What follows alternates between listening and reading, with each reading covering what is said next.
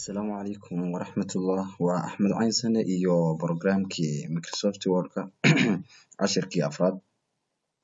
Waxaan rabnaa cashirka afraad inaan ku barano undo iyo redo maxay yihiin. Undo iyo redo waa kartaan ku arkaynay quick access toolbar-ka iyadoo meeshan taala. Hadda waxaan rabnaa inaan ogaano shaqadoodu maxay tahay.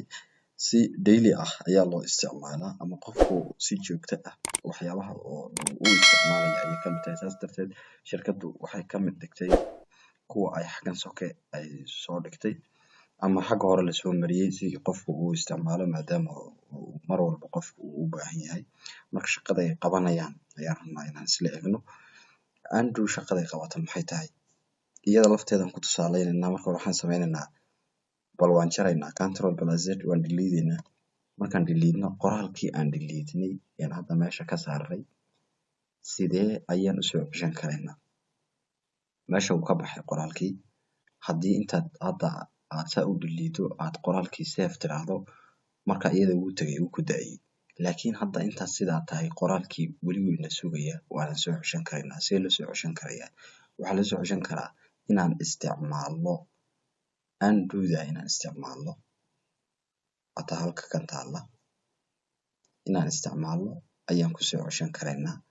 Waan ku dhufanaynaa marka kan markaan ku dhufano undo-da way soo noqotay waata way soo noqotay. Sidoo kale waxaad isticmaali karaysaa shortcut-kaasi muxuu ku leeyahay control plus z. qoraal walba oo iska deleeto waxaad si degdeg ah ugu soo ceshan karaysaa control plus z baad ugu soo ceshan karaysaa. Haddaba redo maxay qabataa. Redo hadda undo-dan aan soo celinay hadda ee control plus z amaad ku soo celin karto ama aad tagayso undo-da aan tagayso ayaa waxay kuu sameynaysaa in ay dib u saarto iyaduna. For example fiiri qoraalkan hadda aan saaro kan aan halka saaray control plus z baan nidhi haddana waan soo celinaynaa. Inaan soo celinaan rabnaa waxaan sameynaynaa control plus z baan haddana ku dhufanaynaa ama undo-daas aan ku dhufanaynaa. Haddaba maxay qabanaysaa redo-da maxay qabanaysaa bal aan ku dhufano. Waxay qaaday tii hadda aan soo celinay waan soo celinaynaa control plus z waan soo celinay waxaan ku dhufanaynaa redo-da aan ku dhufanaynaa dib bay u celinaysaa iyada. haddana haddaan control plus z ku dhufano way soo celinaysaa. Waayo redo-du maxay tahay shortcut-keedu.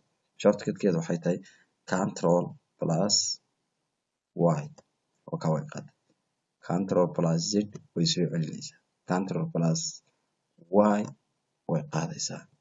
Shaqada ay qabataay waa intaas. Intaan cashirka xiga ku kulmayno. Asalaamu calaykum waraxmatullaahi wabarakaatuh.